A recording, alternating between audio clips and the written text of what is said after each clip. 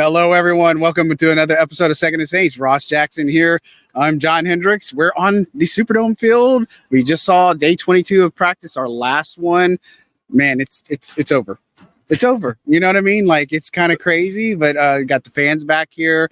And then obviously they got the preseason game. They're going to have walkthroughs on Saturday. Yeah. So we don't have access to that, but good atmosphere out here today. That's where I think I'd start. Yeah, absolutely. And it all started, I think it really started to pick up when the quarterbacks are running their own little quarterback competition over in the backside of the end zone over here. They had 3 trash cans set up in each corner of the end zone. 2 quarterbacks, Jake Haener and Spencer Rattler, were throwing to one. And then it was Derek Carr and Andrew Janocko, the Saints quarterback coach, throwing the other, whichever one cleared all 3 first one. And then that really kind of got a lot of the crowd going at that point too. And even though they were already pretty invested, sure, but that part I think really kind of lifted everything up. It was a lot of fun here in the dome today. Yeah, you saw Derek Carr just getting his hands up, getting people to cheer and stuff. I thought that was pretty cool to see. I mean, it was just good energy, right? I think it's a good way to stop camp, or not stop, but finish up with camp. You know what I mean? Just because of everything that we saw on Cali, it started great, ended great. And so, look, I think that overall, this was another good practice, even though it was,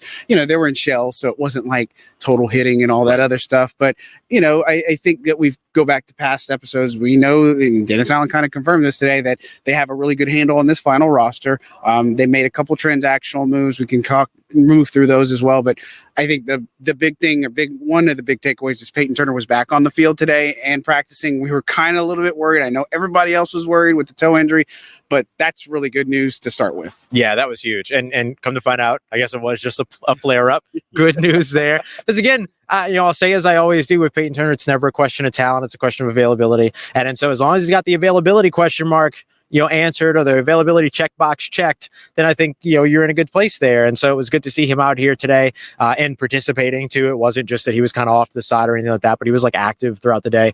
So it was good to see Peyton Turner back out here and, continue to get back and try to sack some days before, they get to the point of that 53-man roster cut. And then he's got, big week 1 up ahead of him against Carolina. Yeah. And not only that, but Pete Warner being able to be back in team drills was really huge for him. Got to talk to him a little bit after, we talked to a few players afterwards, and look, he's super happy about his contract decision. It's the first time we got to talk to him, after the contract extension, but, obviously a big cornerstone piece that's going to be here post Tyron, post DeMario, post Cam Jordan, which we don't want to see those days, but right, obviously it's a big deal for him getting back in the team. I think they were being more cautious with him because of the shoulder injury. Mm-hmm. A couple transaction pieces, Caleb Ford Dement, we just hyped this guy up yesterday, right? And he got waived today. They brought back Andrew Dow, and then Cam Peterson is another addition they made, another HBCU player from Southern, and then waived injured Trajan Jeffcoat. Now I was told that they do have interest in bringing him back to the practice squad, so we'll see. But they're waiting for him to get healed up first. But a couple transaction pieces, nothing crazy. But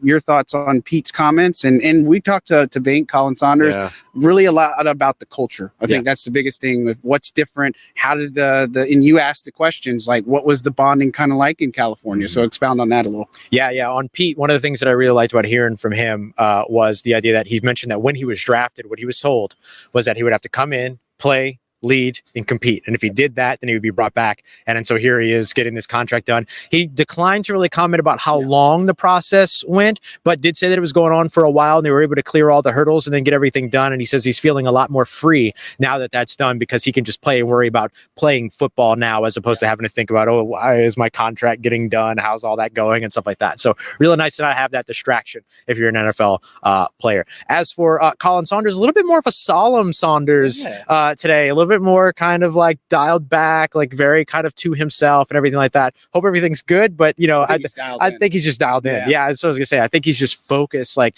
it's so easy sometimes to assume that people that we see all the time that are on 10, that when they're on 8, that there's something wrong. Like, no, I'm still on 8. I'm just a little quiet today. Yeah. Leave me alone. And so I think that, like, that's kind of where he is. So you can see that intensity, and he talked about intensity in camp and everything as well as Pete Werner. And so we kind of heard those guys kind of echoing the same thing. And this goes to one of the points that you made in yesterday's episode, is that we're hearing this about the coaching staff. We're hearing this about the organization. We're hearing this about the players. One voice. Everyone's saying the same thing. Yeah, and it's good to see all of that. And, we also heard from Cedric Wilson Jr. and a little bit from James Robinson. But, Cedric Wilson, just the fact that, we've been kind of high on him a little bit early. Like, we've always had him kind of as that third option who's in the slot early on and stuff. And he's obviously saying, I'm not getting wrapped up in the 1, 2, and 3 stuff or that conversation. But just being the veteran guy in the locker room, and the fact that he's such a willing player to block. I think the reason why I bring him up specifically is, again, we've somewhat touched on this, but the way they've constructed this roster is just to get the guys that are going to do what the coaches ask them to do, the guys in the locker room who are going to help lead them to the next level. And I think Cedric Wilson Jr. is a prime example of that. Just coming in here, learning this playbook, and then just being able to apply himself to help up some of these younger guys that are in the locker room. Yeah, I completely agree. I mean, he's got a great presence. Obviously, he had that fantastic year in Dallas. And then when he signed with Miami, everybody said, oh, this is going to be a great signing for the Miami Dolphins. And then his role never really kind of fleshed out. And I think he gave us a little bit of insight to that today, to where he talked about like the difference for him right now in this system after 2 years in a similar system, right? Mike McDaniel's system, who literally had the same job that Clint Kubiak had in San Francisco before going to Miami, that Clint Kubiak had before coming here to New Orleans. He talked a lot about, got a lot more familiar with everything from the days that maybe he was struggling a little bit in terms of the early understanding of that playbook. Feels like he understands it a lot more, allows him to play a little bit more freely. Dennis Allen commenting and complimenting him on his run blocking ability. We know that the New Orleans Saints, they live by no block, no rock, right? They absolutely love their blockers when it comes to wide receivers. And Cedric Wilson, of course, is one of those guys that can contribute there, bring that veteran presence. He did say it was a new thing for him to be the oldest guy in a room, but I think that's becoming truer and truer for a lot of other guys. Soon we're going to be asking Pete that question, I think. Yeah, I know it's going to be crazy. Again, I don't ever envy the day where it's no DeMario, but it is a reality. And so again, they're basing this culture, something that Pete obviously talked about, not having that distraction. Obviously, I think we've obviously pointed out that Paulson Wilson, I'm getting them all. It's time for camp to be in. Paulson Adebo, he's that next in line, kind of who we feel like is going to have that contract extension. So I'm interested to see if anything gets done with him ahead of week 1, or if it's something that goes into season. But, I think still Paulson has the right mindset going into the season, and I think he's going to let it play out. But I don't really worry about him too much. But he is somebody that I think is next in line for that new contract decision. And we've talked about that on past shows. Yeah, my prediction for Paulson Adebo's contract extension is that it will come after a week 1, 2, or 3 game. Like, it will be after one of the games that it will break or something like that. The Saints have had that happen over the course of the past.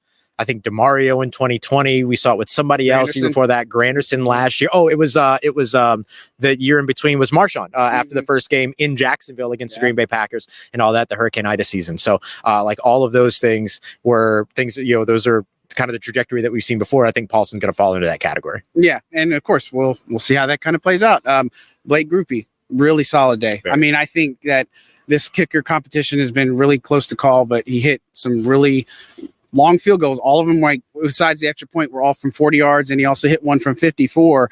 Matt Hayball was the one running the operation. I know we put out our final roster predictions. I went with Hayball. It's a tough decision. It's tough too close to call, but I think the way Grupe kicked today, I feel pretty confident. No disrespect to Charlie Smith. He's had a hell of a camp, but I think Grupe is the guy for the job. Yeah, I thought it was meaningful to me that Blake Grupe kicked 2 days ago. Yeah. No one kicked at Thursday's practice, and then Grupe kicks again on Friday's practice. I expect that we'll probably see Charlie Smith handle most of the kicking in the preseason game, but I think the Saints might also decide to maybe dial that back a little bit, maybe go for it on some extra 4th down so that they don't show the world Charlie Smith, see if they can get him through waivers, get him back on that roster exemption. Yeah, again, we'll have to kind of play that out, but the punting battle, it's going to come down to the wire. I mean, nobody really distanced themselves. I mean, Lou Hedley had some really good punts, but then he had, a couple of shanks, same thing with Hayball. And so I still still think it's too close to call. And I bring up if they change the operation, I don't know. We'll see. But getting into the action, because we had plenty of action today. A lot of red zone work, a lot of teamwork.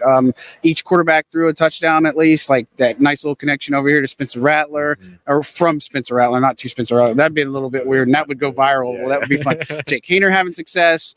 Derek Carr missed a little bit more with Chris Olave early, but he hit him on the touchdown route. I know we talked about back on past pods because we had that exact question about the chemistry with Chris Olave and all these different things that we're not really worried about that. And we're still not worried, but good action from today. Yeah, and I think that the misses to Chris Olave too are throws that Derek Carr wouldn't typically make. Like these weren't misses on an easy out route to the outside or a drag route or a slant that we've seen them miss on connections before. It wasn't that kind of a thing. It was a back corner of the end zone type of a situation to where there's like double coverage. All right, just put it up there and see if he's got an opportunity. It was another one that had double or triple coverage over to the opposite side. It was like, all right, just give him the ball, see if he can get an opportunity and things like that. Like that's what those kind of felt like to me, as opposed to kind of the missed timings or misconnections and things like that we've seen earlier. So I think still trending in the right direction in terms of where this team wants to be when it comes to that connection between quarterback and wide receiver. Like the way that I look at it is that the offense is going to be predicated by its run game. It's going to be protected by its offensive line, right? That's got to be the biggest thing in terms of elevated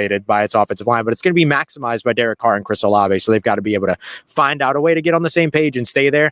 Things like that I'm not worried about, but we'll see what happens once they get into the regular season. And Dennis Allen, we've been talking about it for days and kind of honestly a little bit, but he pointed out that the running game has been looking a lot better in the past several practices. And again, it didn't look good early on, but they're starting to get their groove and get their niche. And I think that some of these offensive linemen, the way they're doing, and it's not just one running back, it's all of them that are doing the things necessary. I really like the Alvin Kamara screen out here to the right. Like that was a good thing. It's like screen plays, wheels, all these things, play action. Like it's just fun to watch this offense come to life. And I expect, again, mostly vanilla against the Titans. And of course, we're going to, see a lot of Spencer Rattler, a lot of Jake Hayner, a lot of these guys that are fighting for roster spots.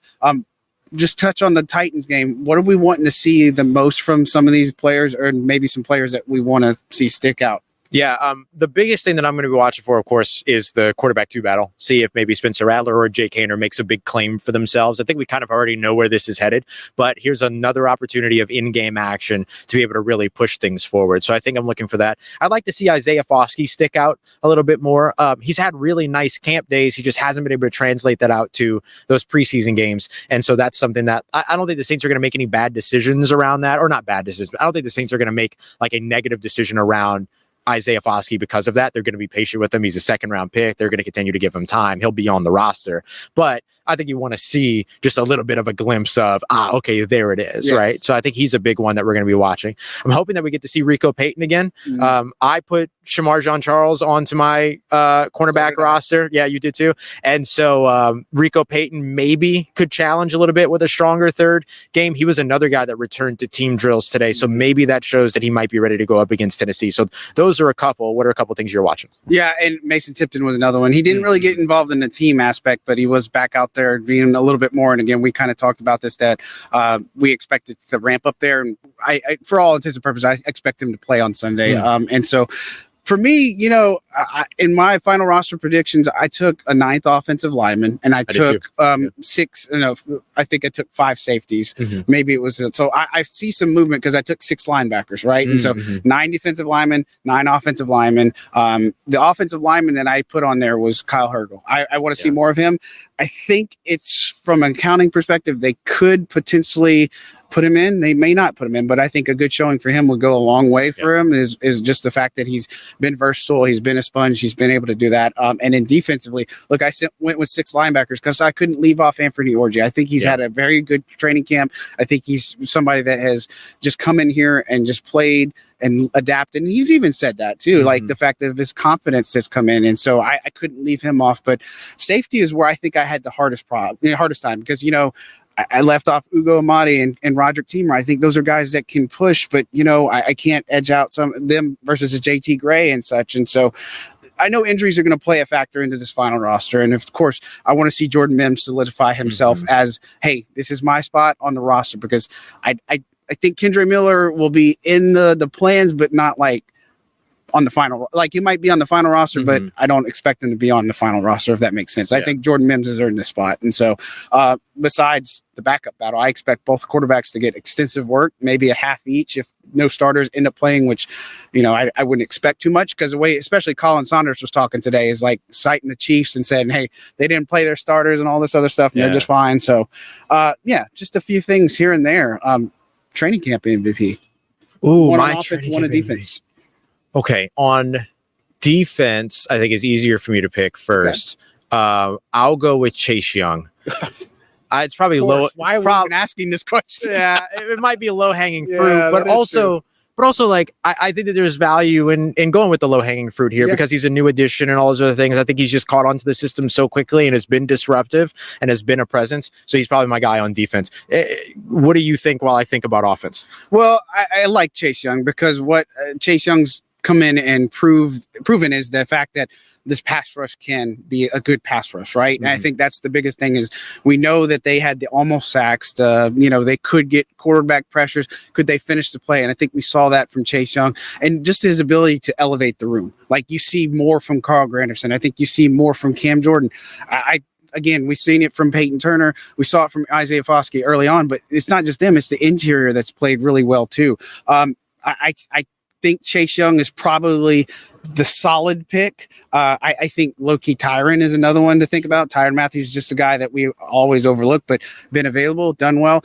And Alontae Taylor. That would have been my other one that I'd pick, is Alontae has had an outstanding training camp. I think his play, his attitude, demeanor has been on display full blast since day one. And so those are probably the guys. And I know I'm going to leave a lot of them. Not that they didn't have a good camp, but those are probably the top three for me. Yeah, that makes sense. I look at Alontae as like my most improved, even though he was already really good. So I love that improvement because I asked Dennis Allen, I think it was last season, maybe the season before.